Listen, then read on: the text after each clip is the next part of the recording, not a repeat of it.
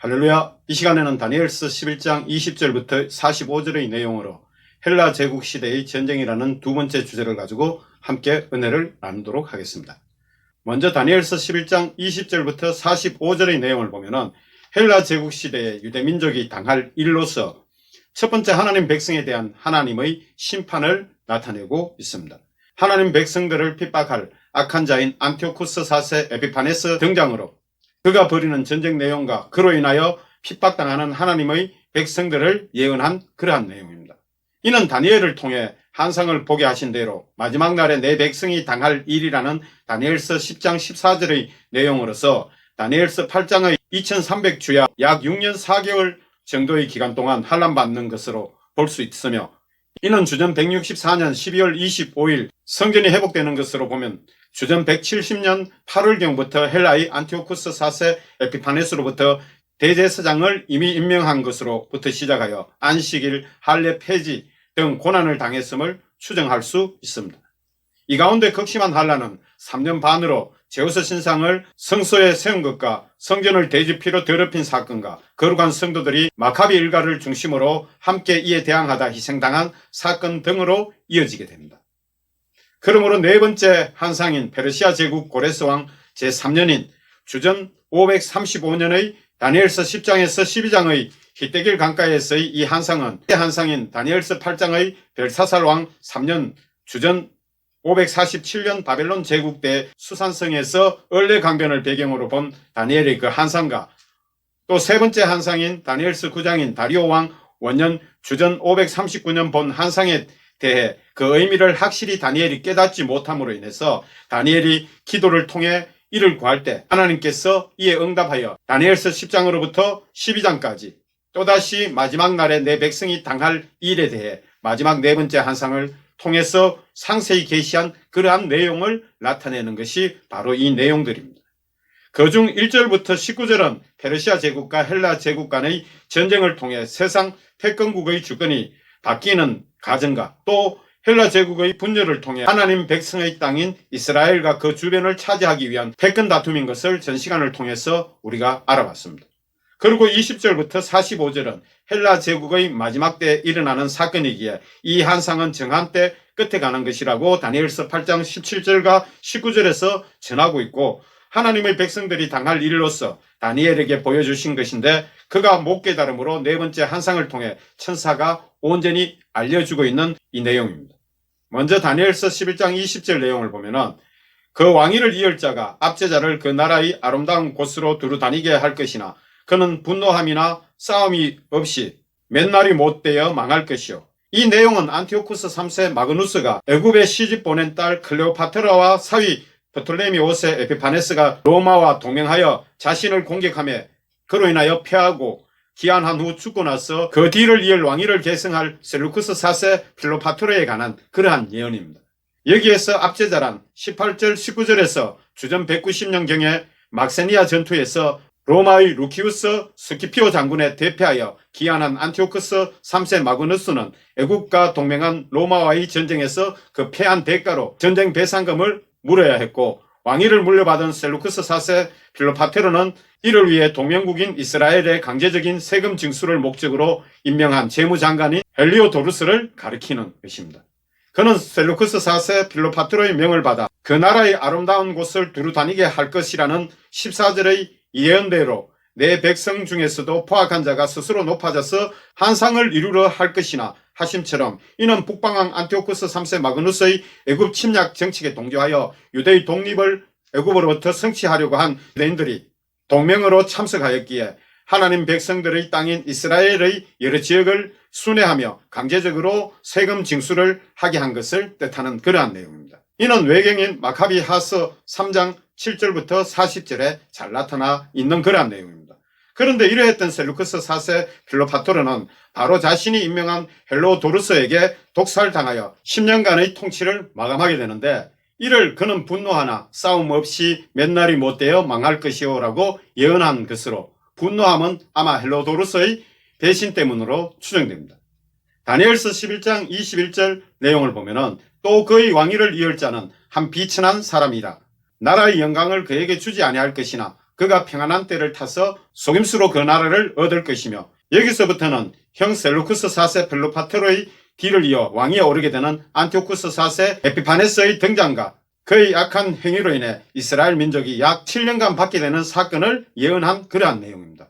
이는 다니엘서 8장 9절부터 12절 내용과 23절부터 25절 내용에 예언된 그러한 내용입니다. 여기서 비천한이란 의미는 원어상으로 비열한 이런 뜻으로서, 이는 그의 즉위 과정과 통치 행위에 비춰볼 때 야비한 폭군인 그는 안티오쿠스 3세 마그누스의 둘째 아들로서 부왕이 로마와 애굽에 패배한 뒤에 로마의 인질로 끌려가 14년을 보냈으나 그의 형 셀루쿠스 4세 필로파트로의 장자인 데메트리우스를 대신 인질로 하고 시리아로 귀환하던 중 형의 죽음을 전해 듣고 형의 독살자인 헬리오도르스를 제거하고 실질적인 왕위 계승자인 조카 데메트리우스 대신 왕위에 오르게 됩니다.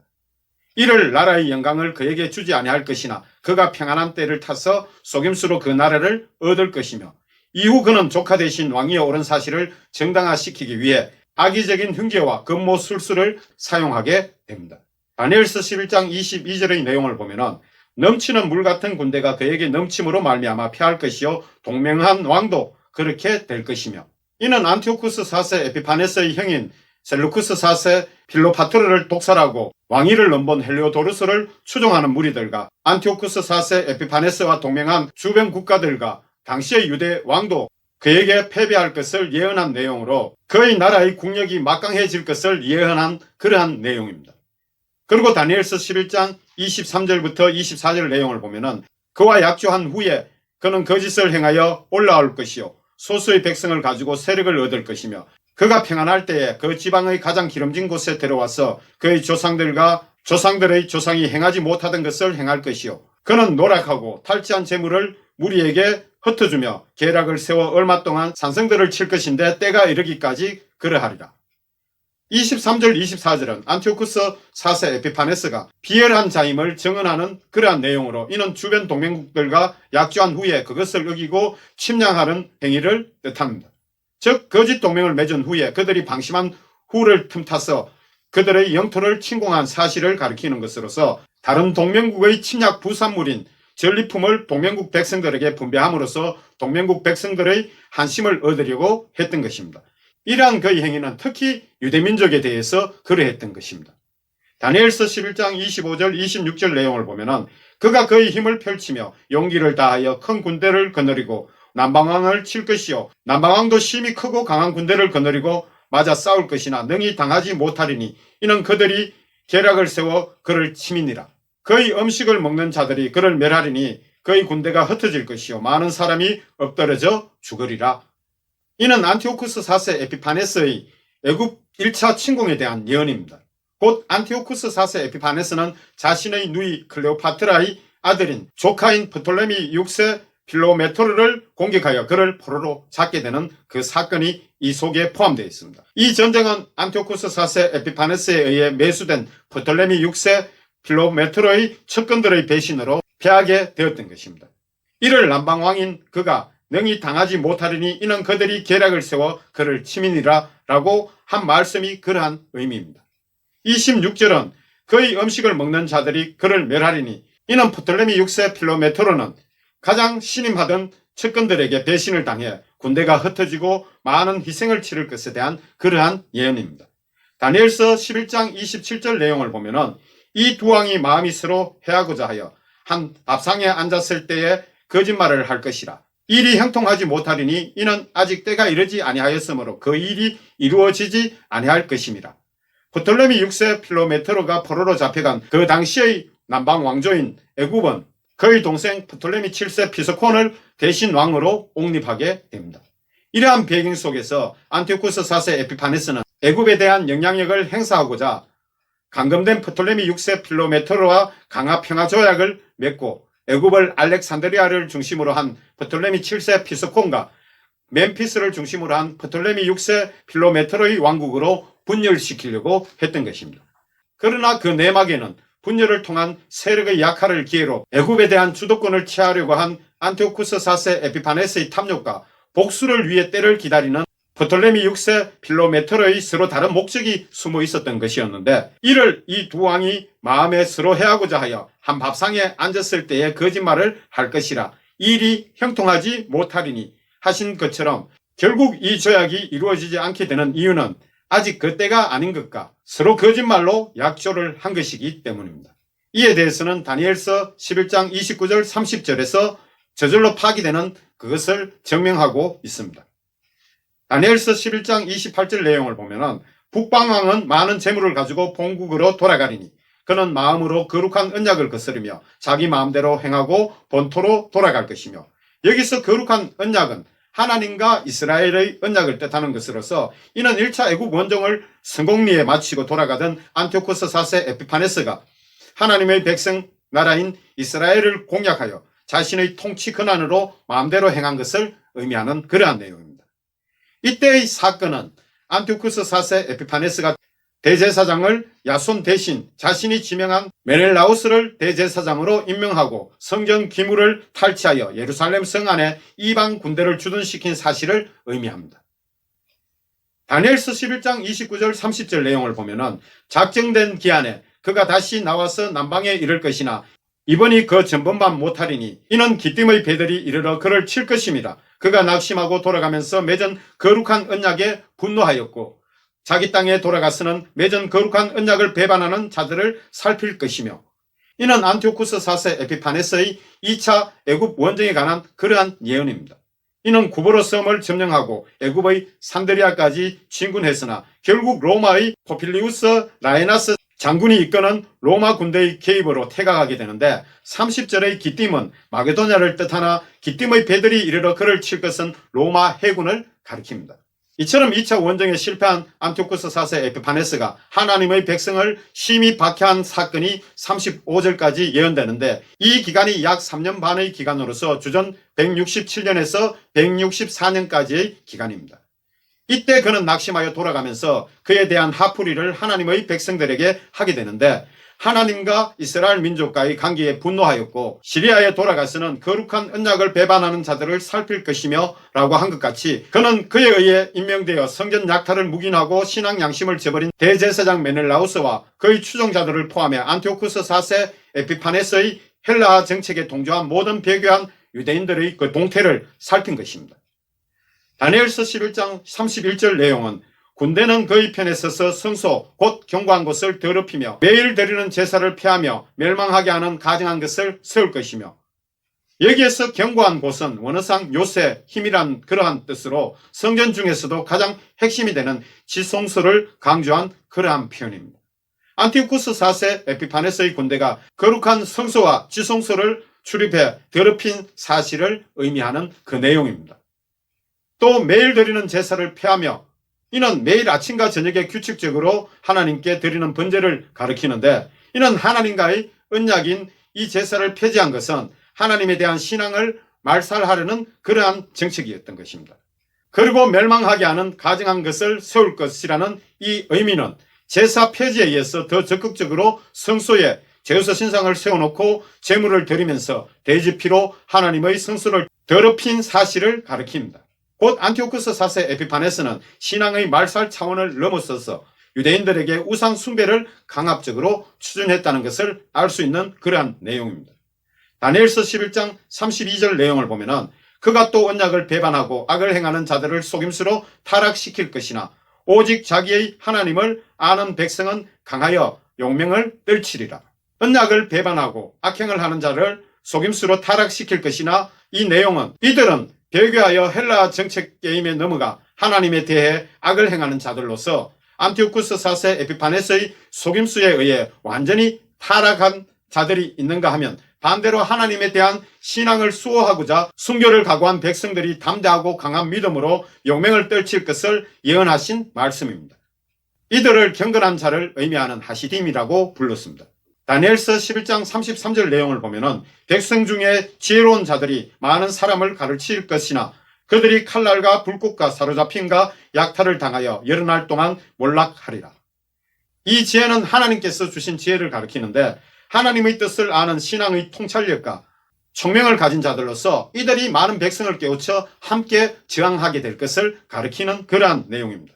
그러나 다니엘서 8장 9절부터 14절 내용을 보면은 마카비 일가를 주축으로 안티오쿠스 4세 에피파네스의 박해에 저항하다가 심한 핍박을 당할 것과 결국 희생되고 말 것을 전하는 그 내용이 바로 이 내용입니다. 외경인 마카비상 2장 27절에도 소수의 경건한 자들이 박해에 맞서 조직적인 저항운동을 할 것이 나타나 있습니다. 이러한 저항은 안티오쿠스 4세 에피파네스의 잔혹한 핍박 때문에 결국 벽에 부딪혀 몰락하게 될 것임을 그들이 칼날과 불꽃과 사로잡힘과 약탈을 당하여 여러 날 동안 몰락하리라고 예언한 말씀대로 성취되게 됩니다. 그리고 다니엘서 11장 34절 내용을 보면은 그들이 몰락할 때에 도움을 조금 얻을 것이나 많은 사람들이 속임수로 그들과 결합할 것이며, 여기에서 그들이 몰락할 때에 도움을 조금을 얻을 것이나 해서 이 도움이라는 의미는 경건한 자들인 하시딤의 저항운동이 안티오쿠스 4세 에피파네스의 극심한 박해로 잠잠해질 때 유대의 마카비 일가의 집안에 의해 실행된 마카비 혁명이 안티오쿠스 4세 에피파네스에 대적하는 것에 대해 조금은 도움이 될 것이라는 그러한 의미입니다.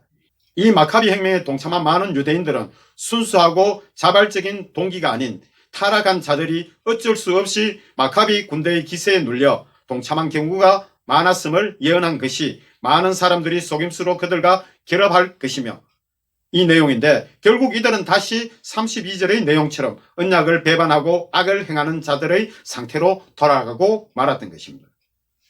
그리고 다니엘서 11장 35절 내용을 보면은 또 그들 중 지혜로운 자 몇 사람이 몰락하여 무리 중에 연단을 받아 정결하게 되며 희게 되어 마지막 때까지 이르게 하리니 이는 아직 정한 기한이 남았습니다. 또 그들 중에 지혜로운 자 몇 사람이 몰락하여, 이 의미는 안티오쿠스 4세 에피파네스의 군대와의 전투에서 전사한 마카비 군사들을 비롯해 신앙을 지키다 순교한 유대인들을 가리키는 것이며, 무리 중에서 연단을 받아 정결하게 되며 희게 되어 마지막 때까지 이르게 하리니 이는 나머지 생존한 유대인들이 핍박의 고난을 통해 연단을 받아 신앙이 정결하게 되는 그것을 의미하는 것으로서 마지막 때 곧 헬라 제국의 끝자락을 가리키는 안티오쿠스 4세 에피파네스의 박해가 끝나고 다시 성전의 회복이 이루어지는 그때를 가리키는 것입니다. 이는 주전 164년 12월 25일 수전절을 의미합니다.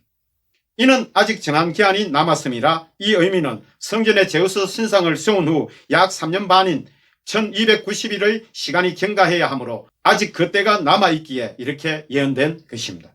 그래서 다니엘서 11장 전체의 결론을 보면은 36절부터 45절까지의 내용입니다. 이는 안티오쿠스 4세 에피파네스의 전체적인 행적에 대한 요약을 하고 있는 그 내용입니다. 먼저 다니엘서 11장 36절의 내용을 보면은 그 왕은 자기 마음대로 행하여 스스로 높여 모든 신보다 크다 하며 비상한 말로 신들의 신을 대적하며 형통하기를 분노하심이 그칠 때까지 하리니 이는 그 작정된 일을 반드시 이룰 것임이라. 이는 유대에 대한 핍박에 이어 안티오쿠스 4세 에피파네스의 극에 달한 교만과 자신을 신격화한 가정이 39절까지 예언된 내용입니다. 스스로 높여 모든 신보다 크다 하며 비상한 말로 신들의 신을 대적하며, 여기서 비상한 말은 원어상으로 놀라운 말, 이해하기 어려운 말이란 그러한 뜻으로서 안티오쿠스 4세 에피파네스의 극에 달한 신성 모독적인 말을 의미하는 그 내용입니다. 분노하심이 그칠 때까지 하리니 이는 그 작정된 일을 반드시 이룰 것입니다. 이 예언의 내용을 통해 보면 하나님께서는 안티오쿠스 4세 에피파네스를 통해서 유대의 하나님 백성들에게 진노의 심판을 행하신다는 것을 알 수 있습니다. 안티오쿠스 4세 에피파네스는 자신을 하나님과 동등한 자로 인식하여 교만을 나타내는데, 실로 그 당시에는 그는 스스로 신의 신으로 군림했고 또 그가 만든 주화에 자신의 초상을 썩여 넣어 신들의 신이라는 그러한 뜻을 가진 데오스란 글자를 썩여 놓기까지 했던 것입니다.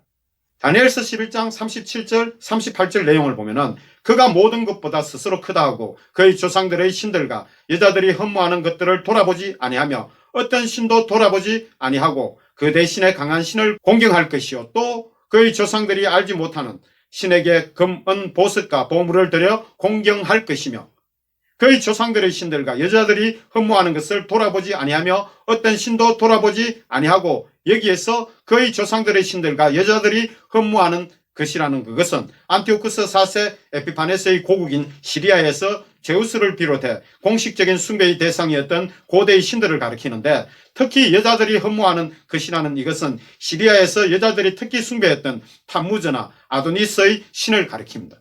탐무저는 바벨론 사람들이 숭배하던 남자의 신이었던 것입니다. 바벨론에서 시작된 탐무저의 숭배는 아수르, 수리아, 베니게, 지중해 연안의 일대로 확산되어졌던 것입니다. 이처럼 안티오쿠스 4세 에피파네스의 신적인 교만은 자신을 신들의 신으로 여겼던 것입니다. 이러함으로 다른 신에 대한 숭배의 필요성을 느끼지 않았고 대신 자신만 믿는 강한 신을 공경한 것인데, 이것은 마귀에 사로잡혔기 때문에 그 실체를 알 수 없는 자신 속에 존재하는 그 마귀를 신으로 믿었던 것입니다. 그래서 그의 조상들이 알지 못하는 신에게 금, 은, 보석과 보물을 드려 공경할 것이며 라고 예언하신 말씀이 이 내용입니다. 그리고 다니엘서 11장 39절의 말씀을 보면은 그는 이방 신들을 힘입어 크게 견고한 산성들을 점령할 것이요 무릇 그를 안다 하는 자에게는 영광을 더하여 여러 백성을 다스리게도 하며 그에게서 뇌물을 받고 땅을 나눠주기도 하리라. 여기에서 그는 이방 신을 힘입어 크게 견고한 산성들을 점령할 것이요 무릇 그를 안다 하는 자에게는 영광을 더하여, 이 내용에서 이방 신은 조상 때부터 숭배해온 그런 신이 아니라 자신이 믿는 새로운 신을 뜻하는데, 이것은 그가 마귀의 조종을 받기 때문인 것을 증명하는 그 내용입니다. 이러한 그가 이방 나라의 산성들을 점령할 때 자기가 주장하는 새로운 이방 신을 믿는 자들에게 많은 이로운 혜택을 주었던 것입니다. 이는 마귀의 습성이 그러한데 자신의 교만으로 하나님보다 강한 신으로 부각시켜 따르게 하는 그것으로서 새로운 강한 신의 등장처럼 교묘하게 자신을 숭배하도록 만드는 것입니다. 이는 요한계시록에서도 네로 황제나 도미티아누스 황제와 같이 그 속에 마귀가 그들을 조종해서 사람들을 숭배하게 했던 것과 동일한 것입니다. 안티오쿠스 4세 에피파네스는 주아의 신이라는 별칭을 사용한 최초의 셀루시드 왕조의 왕으로서 아마도 이러한 간행을 일찌감치 시행한 박트리아의 바셀레우스들이나 그의 아버지 안티오쿠스 3세 마그누스가 셀루쿠스 제국 안에서 지배자 숭배에 대한 건물에서 영감을 받은 것으로 추측됩니다. 이러한 안티오쿠스 4세 에피파네스의 별칭에는 신의 현신, 또 애굽 정복 후에는 승리자의 인도자 등 이러한 별칭이 있었습니다. 그는 대중모욕시설에 나타나거나 공공시설을 지원하며 대중들과 교감하려고도 시도했으며 그의 잦은 이상적인 행동과 변덕스러운 행위들은 일부 사람들로 하여금 에피마네스라는 그 의미를 가진 미친 자로 불리기도 했던 것입니다. 다니엘서 11장 40절 내용을 보면은 마지막 때의 남방왕이 그와 힘을 겨룰 것이나 북방왕이 병거와 마병과 많은 배로 해오리 바람처럼 그에게로 마주와서 그 여러 나라에 침공하여 물이 넘친같이 지나갈 것이요. 이는 헬라 제국의 마지막 때를 의미하며, 그래서 이 한상은 정한 때 끝에 관한 것이라고 다니엘서 8장 17절 19절에 말씀한 것 같이 또 마지막 날에 내 백성이 당할 일이라고 다니엘서 10장 14절에 말씀한 그 내용으로서 안티오쿠스 4세 에피파네스의 막강한 군사력으로 1차 애국 공격 때인 프톨레미 6세와의 전쟁을 할 때부터를 가리키는 그 내용입니다. 이때는 동맹국을 야비하게 공격하면서 영토를 확장했던 것입니다. 다니엘서 11장 41절 내용을 보면은 그가 또 영화로운 땅에 들어갈 것이요 많은 나라를 패망하게 할 것이나 에돔과 모압과 암몬 자손의 지도자들은 그의 손에서 벗어나리라. 이때는 하나님의 영화로운 땅인 유대 땅을 침공할 것에 대한 것과 주변 국가들을 침공할 것에 대한 예언의 말씀으로서 이 가운데 오직 에돔과 모압과 암몬 자손들의 지도자들은 그의 손에서 벗어나리라고 하신 이 말씀은 역사적으로 이들은 안티오쿠스 4세 에피파네스의 헬라화 정책에 순응하였고 유대에 대한 안티오쿠스 4세 에피파네스의 침략 정책에 동조하였던 것입니다. 그래서 그 공적을 인정받아 안티오쿠스 4세 에피파네스의 정복을 피할 수 있게 되었던 그것을 예언한 말씀입니다. 그리고 다니엘서 11장 42절 43절 내용을 보면은 그가 여러 나라들의 그의 손을 펴리니 애굽 땅도 면하지 못할 것이니 그가 건세로 애굽의 금, 은 모든 보물을 차지할 것이요 리비아 사람과 구스 사람이 그의 시종이 되리라. 안티오쿠스 4세 에피파네스의 정복은 애굽을 비롯하여 그의 동맹국들인 애굽의 서쪽 리비아와 애굽의 남쪽에 있는 구스까지 침공하여 속국으로 삼았고 애굽의 많은 보물을 차지할 것에 대한 내용이 이 말씀입니다. 그리고 다니엘서 11장 44절의 내용을 보면은 그러나 동북에서부터 소문이 이르러 그를 번민하게 하므로 그가 분노하여 나아가서 많은 무리를 다 죽이며 멸망시키고자 할 것이요. 44절의 이 내용은 안티오쿠스 4세 에피파네스가 1차 애굽 원정에 성공한 뒤 그의 본토인 시리아의 동북쪽 지방에 있는 파르티아와 엘메니아의 반란 소식을 접하고 이를 진압하기 위해 기한한 것임을 예언한 말씀입니다. 그리고 마지막으로 다니엘서 11장 45절 내용을 보면은 그가 장막 궁전을 바다와 영화롭고 거룩한 산 사이에 세울 것이나 그의 종말이 이르리니 도와줄 자가 없으리라. 45절의 이 내용은 그의 최후를 예언하고 있는 그러한 말씀입니다. 장막 궁전이라는 이것은 텐트식으로 된 왕의 이동식 궁정을 의미하는데 이는 안티오쿠스 4세 에피파네스가 그 반란 군대를 진압하러 가는 도중에 바다와 영화롭고 거룩한 산 사이 곧 지중해와 예루살렘 성의 시온산 사이에 장막 궁전을 세울 것에 대한 예언입니다. 그리고 그 후부터 그의 종말이 서서히 임하게 될 것을 예언한 말씀이 다니엘서 11장 45절의 말씀입니다. 다니엘서 8장 25절의 내용을 보면은 그가 꾀를 베풀어 제 손으로 속임수를 행하고 마음에 스스로 큰 채하며 또 평화로운 때에 많은 무리를 멸하며 또 스스로 서서 만왕의 왕을 대적할 것이나 그가 사람의 손으로 말미암지 아니하고 깨지리라. 이 다니엘서 8장 25절에서 그가 사람의 손으로 말미암지 아니하고 깨어지리라 라고 하신 말씀에서 알 수 있듯이 하나님의 정하신 때가 차서 그는 하나님의 심판으로 인해 죽게 됩니다. 실제로 그는 마카비 군대에 의한 패배와 엘리마이스의 대사원에 대한 약탈 실패 등으로 인해서 절망과 낙심 가운데 죽게 됩니다. 지금까지 이렇게 이루어진 역사적 사건의 배경에는 하나님께서 불순종하는 하나님의 백성들에 대한 심판의 의미가 담겨져 있음을 우리가 이 전체를 통해서 알 수 있습니다. 결국 하나님께서 정하신 때에 그 심판을 끝내시고 다시 회복의 역사를 이루어 주실 것을 이 전체적인 내용을 통해 알 수 있습니다. 잠언서 16장 4절 5절 내용을 보면은 여호와께서 온갖 것을 그 쓰임에 적당하게 지으셨나니 악인도 악한 날에 적당하게 하셨느니라. 무릇 마음이 교만한 자를 여호와께서 미워하시나니 피차 손을 잡을지라도 벌을 면하지 못하리라. 이것은 하나님께서 안티오쿠스 4세 에피파네스를 악한 도구로 사용하셔서 하나님의 백성들을 비록 심판하셨지만은 이렇게 손을 잡았을지라도 하나님께서는 악한 자를 반드시 멸하신다는 것을 잠언서 이 내용을 통해서 알 수 있음을 배우게 됩니다. 이렇게 해서 다니엘서 11장 전체 내용을 모두 마치게 됩니다. 할렐루야.